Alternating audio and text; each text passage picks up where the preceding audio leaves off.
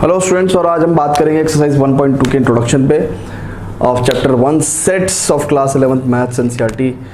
तो टॉपिक जो हम पढ़ने वाले हैं यहाँ पे वो है empty set. Empty set, empty का मतलब होता है खाली, तो यानी कि ये सेट भी खाली होने वाला है। ठीक है, इस सेट को हम लोग नल सेट भी बोलते हैं और वॉइड सेट भी बोलते हैं ना, क्योंकि इनका मतलब भी खाली ही होता है। ठीक है, ओके। तो एम्प्टी सेट की डेफिनेशन क्या लिखेंगे कि भाई set which does not contain any element, which does not contain any element, कोई एलिमेंट नहीं होता इसके अंदर, कंटेन एनी एलिमेंट। जैसे फॉर एग्जांपल देखते हैं, एग्जांपल के तौर पे देखते हैं कि जैसे फॉर एग्जांपल कोई सेट ए ले लेते हैं, उसमें बात करते हैं कि भाई ये जो सेट है, ठीक है, इसमें जो x है वो एक नेचुरल नंबर है। ठीक है, greater than 5 but less than 6। अब एक बात सुनो, 1 2 3 4 5 4 5 6 7 8 एंड सो ऑन, ये नेचुरल नंबर्स हो गए। 5 से बड़ा और 6 से छोटा कोई नेचुरल नंबर बता सकते हो? भाई 5 से बड़ा और 6 से छोटा तो बीच में ही आएगा ना, ठीक है ना। वो कैसे होगा? 5.5, जो कि नेचुरल नंबर नहीं है। तो यानी कि कोई ऐसा नेचुरल नंबर आप नहीं बता सकते जो 5 से बड़ा और 6 से छोटा हो। तो ऐसे सेट क्या होते हैं? एम्प्टी सेट होते हैं, और इनकी roster form, tabular form phi होती है। क्या पढ़ते हैं इसको? फाई, PHI, फाई, फाई से पढ़ते हैं। तो एम्प्टी सेट को किससे डिनोट करते हैं? Denoted by phi, Greek letter phi होता है। ठीक है ना। सो ये हो गया हमारे पास एम्प्टी सेट। ठीक है, और एग्जांपल लें, जैसे हमने कहा, मान के चलो कोई सेट ले लेते हैं हम कि भैया let's say x is such that x square equal to 4 and x is odd।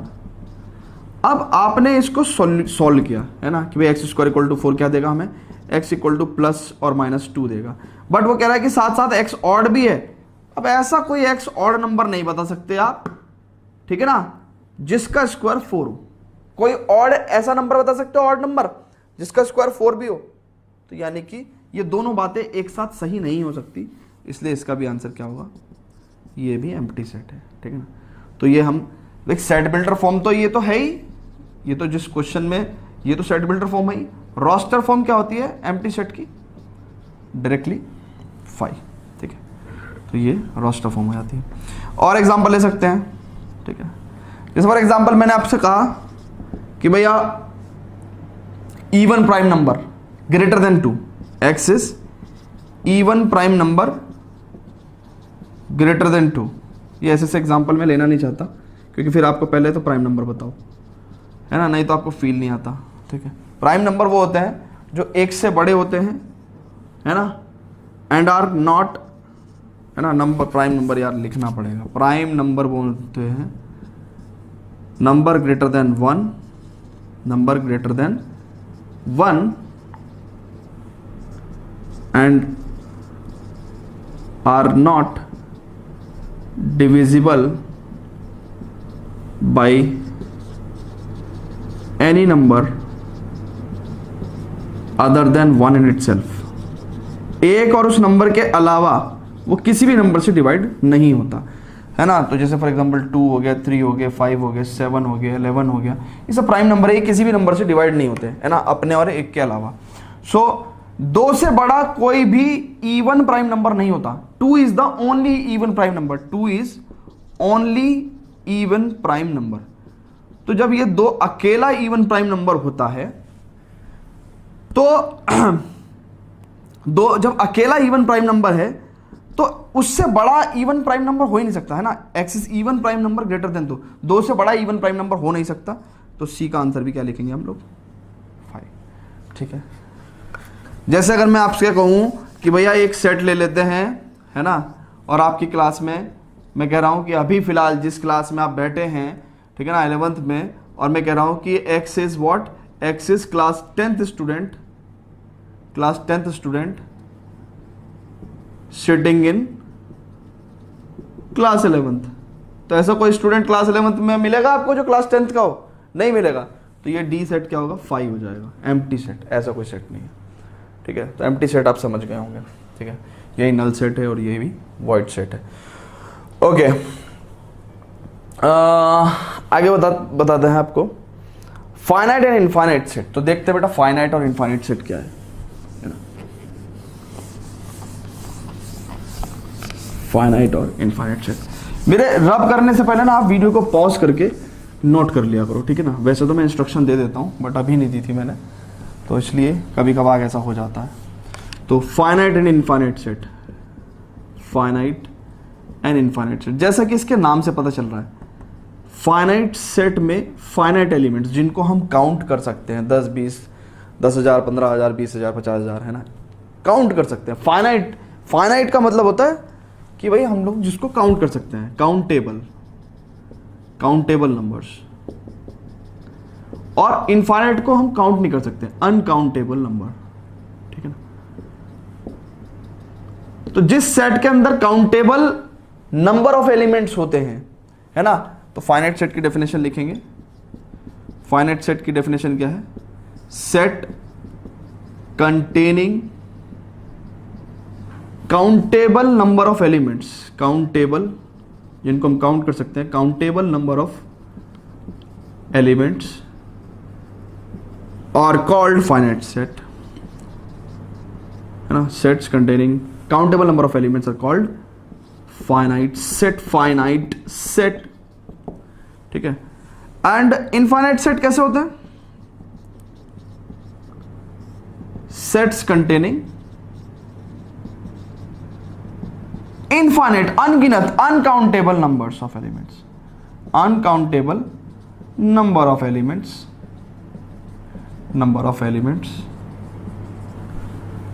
Are called infinite set. तो देखते हैं फाइनाइट सेट का एग्जांपल। जैसे फॉर एग्जांपल कोई सेट लिया हमने 1 2 3 4 5 6, ठीक है ना। तो ये एक फाइनाइट सेट है ना। क्या है? फाइनाइट सेट है। तो ऐसे कोई भी सेट जिसके एलिमेंट्स आप काउंट कर सकते हो वो फाइनाइट सेट होगा। इनफाइनाइट सेट में बात करते हैं set of natural numbers, count ही नहीं कर सकते आप, इनफाइनाइट नेचुरल नंबर्स होते हैं, 3 डॉट। तो यानी कि सीधी सी बात है, जब भी 3 डॉट लगाने पड़ जाएं इनफाइनाइट सेट, हमें नहीं पता कहाँ तक है, ठीक है। एंड में 3 डॉट लगाने की बात कही मैंने। पता चले कोई स्टूडेंट कहने लगे कि सर हमने 1 2 3 4 और फिर अप टू 100 कर दिया, तो ये फाइनाइट सेट ही कहलाएगा, क्योंकि उसने कहा है अप टू 100। अगर ये 3 डॉट एंड में है तो इसको बोलते हैं सो ऑन, पता नहीं कहां तक, अप टू इन्फिनिटी, ठीक है ना। बट अगर 3 डॉट के बाद एक एलिमेंट है तो इसका मतलब ये फाइनाइट है कि भाई यहां तक जा रहे हैं, ठीक है। तो ये फाइनाइट है और ये इनफाइनाइट है, ठीक है। तो इसका मतलब ये आपने इनफाइनाइट और फाइनाइट सेट पता कर लिया, ठीक है। ओके, तो देखते हैं, एक क्वेश्चन देखते हैं स्टूडेंट्स, और उसमें देखते हैं कि कुछ क्वेश्चन कौन कौन से सेट इसमें फाइनाइट और इनफाइनाइट है। Before that students please pause the video to note it down. अब स्टूडेंट देखते हैं इसमें से कौन कौन से फाइनाइट और इनफाइनाइट सेट है। तो कहता है x नेचुरल नंबर है और x minus 1 into x minus 2 is equal to 0। So देखो, दो नंबर का मल्टीप्लीकेशन अगर 0 है तो या तो ये वाला नंबर 0 होगा या फिर ये वाला नंबर 0 होगा, है ना, तभी उसकी प्रोडक्ट 0 हुई। तो या तो x की वैल्यू 1 आएगी या फिर x की वैल्यू 2 आएगी।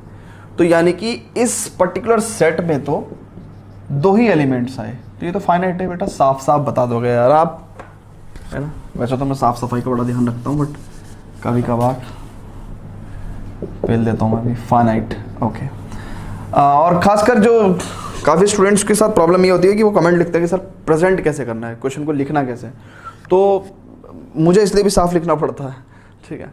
सो x natural number and x square equal to 4। So x square equal to 4, x equal to plus और माइनस 2, ठीक है। उसमें का नेचुरल नंबर, ठीक है। तो ये दोनों बात, एंड का मतलब होता है कि दोनों बात सच होनी चाहिए। तो -2 को तो नहीं ले सकते, तो सिर्फ 2 को लेना पड़ेगा। और ऐसे सेट जिसमें सिर्फ एक एलिमेंट होता है उसको हम बोलते हैं singleton set. So singleton set की डेफिनेशन लिखेंगे,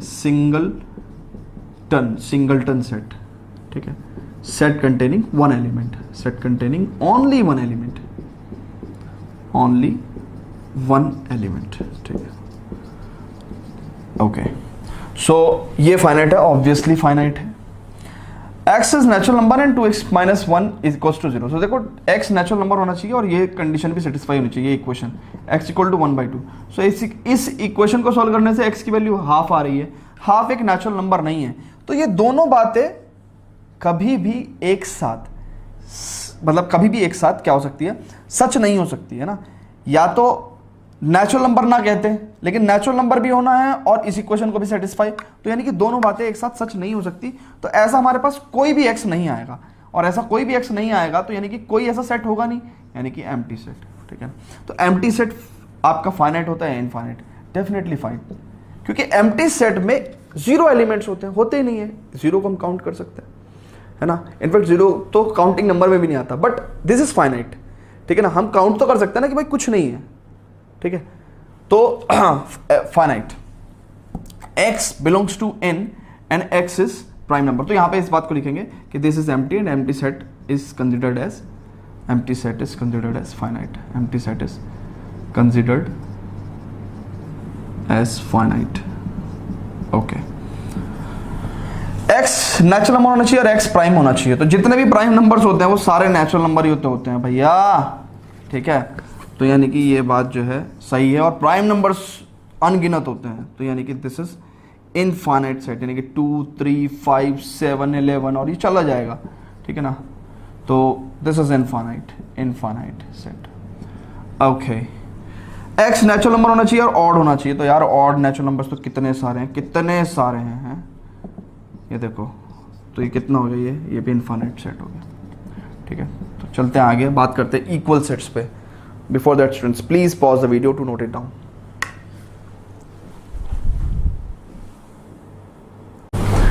तो स्टूडेंट देखते हैं इक्वल सेट्स, ठीक है। क्या होता है ये इक्वल सेट? कुछ नहीं होता यार, जब दो सेट इक्वल हो तो उनको इक्वल सेट्स कहते हैं, ठीक है ना। When two sets are exactly same, when two sets are exactly same, दो सेट जब exactly same हो, they are said to be equal. जैसे फॉर एग्जाम्पल किसी बच्चे ने लिखा a इक्वल्स टू 1, 2, 3, 4 और किसी दूसरे बच्चे ने लिखा 3, 4, 1, 2 और किसी तीसरे बच्चे ने लिखा 1, 4, 3, 2, ठीक है। ये सब इक्वल है, चेक कर लो। 1, 2, 3, 4 एलिमेंट्स के आगे पीछे होने से कोई फर्क नहीं पड़ता, मैंने बताया था, that is not important. So a set, b set, ये सी सेट, सब इक्वल सेट्स हैं, आपस में इक्वल है, ठीक है। सो इक्वल सेट का यही कॉन्सेप्ट था। Okay, 7th and 8th example, last example of this exercise. तो करते हैं 2 example on the basis of equal sets, then we will proceed to exercise 1.2, ठीक है।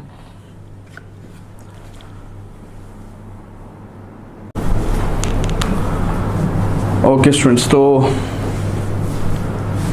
देखते हैं स्टूडेंट, ये क्वेश्चन कहता है कि find the pair of equal sets if any given reason. तो ये तो a इक्वल टू 0, इसको तो सॉल्व करना ही नहीं।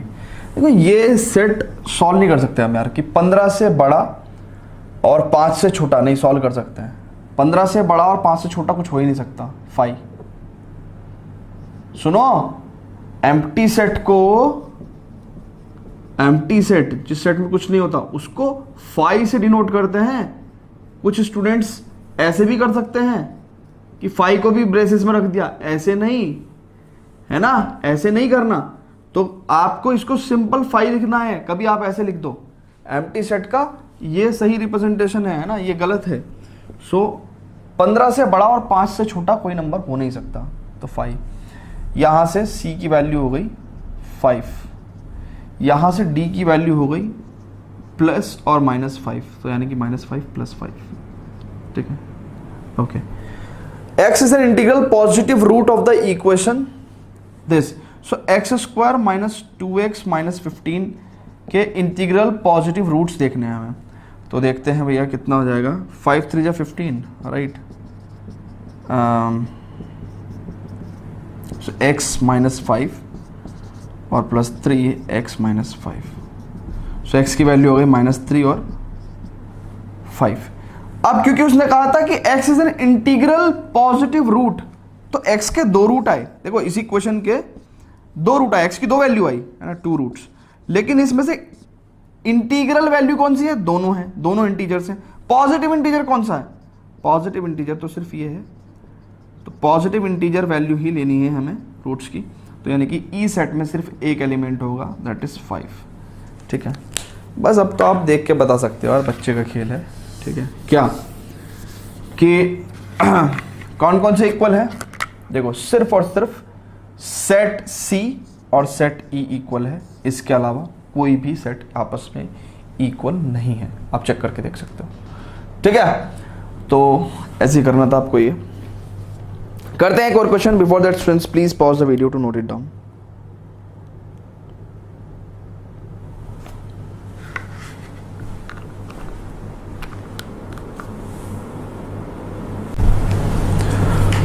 तो स्टूडेंट देखते हैं, कहता है which of the following pairs of sets, which of the following pairs of sets are equal, justify the answer. तो यहाँ पे हमारे पास कुछ सेट्स दे रखे हैं एक्स बी ए बी, है ना, तो अब देखते हैं। तो फर्स्ट पार्ट सॉल्व करते हैं, फर्स्ट पार्ट सॉल्व करते हैं। X the set of letters in alloy, set of letters, x एक सेट है जिसमें कि एलॉय वर्ड के लेटर्स हैं। तो एलॉय के लेटर्स कौन कौन से हैं, एक तो हमारे पास हो गया ए, एक हो गया हमारे पास एल, एक हो गया हमारे पास ओ, एक हमारे पास हो गया वाई, है ना। एल को हमने द्वारा नहीं लिखा, ठीक है।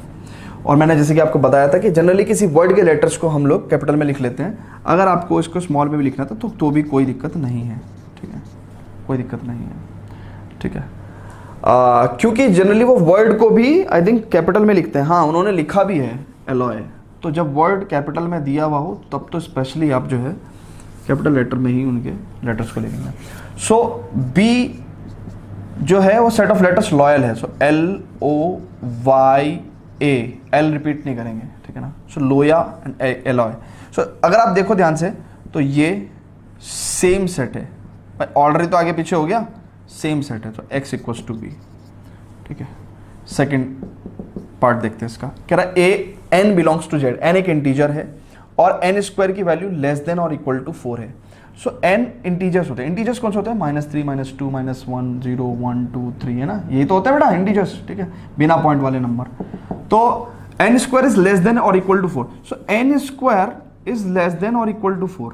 इस तरह की इनइक्वलिटी को कैसे सॉल्व करते हैं, हालांकि आपके पास बाद में आएगी इनइक्वलिटी, बट फिर भी मैं बता देता हूं कि एन स्क्वायर को 4 ले लो, पहले इक्वलिटी सॉल्व कर लो, तो एन की वैल्यू कितनी आएगी, प्लस और -2, तो आप नंबर लाइन पे 0 1 2 -1 -2, ठीक है ना, तो ये -2 मार्क कर लो आप और +2 मार्क कर लो, ठीक है। अब वो कह रहा है कि n की वैल्यू, जो n स्क्वायर की वैल्यू है वो 4 से छोटी रहेगी, तो इनके बीच के नंबर आप कोई से भी नंबर लोगे ना तो क्या होगा, 4 से कम ही आएगा। सो n की वैल्यू n स्क्वायर की वैल्यू लेस देन और इक्वल टू 4 होने के लिए n की वैल्यू जो है वो क्या होनी पड़ेगी, -2 -1 0 1 और 2 ही होनी पड़ेगी, तभी उसका स्क्वायर लेस देन और इक्वल टू 4 आएगा। तो ए सेट को हम कैसे लिख सकते हैं बेटा, ए सेट को लिख सकते हैं हम लोग -2 -1 0 1 2, ठीक है। अब वो कहता है कि बी सेट, तो बी सेट को बेटा सॉल्व कर लेते हैं, ठीक है, बी सेट को सॉल्व कर लेते हैं, ठीक है, बी सेट को। सो बी कितना है, कह रहा है एक्स रेस्ट एक रियल नंबर होना चाहिए, आर फॉर रियल नंबर, और इसका सॉल्यूशन होना चाहिए, ठीक है। सो लिखेंगे x square -2x -x + 2 equal to 0, so x -2 -1x -2, so x की हमारे पास 2 वैल्यू आ गई 1 और 2, ठीक है। तो देखो बेटा ध्यान से, बी सेट में 1 और 2, तो ये देखो ये दोनों सेट आपस में इक्वल नहीं है, आप चेक करो, है ना। किसी बच्चे से गलती ये हो सकती थी कि इंटीजर में वो सिर्फ और सिर्फ 1 और 2 ले लेता, बट इंटीजर तो नेगेटिव भी होते हैं ना, तो हमने वो भी लेना था। तो a is not equal to b, क्योंकि दोनों में सेम एलिमेंट्स नहीं है, ठीक है। चलते बेटा एक्सरसाइज 1.2 पे। Before that please pause the video to note it down.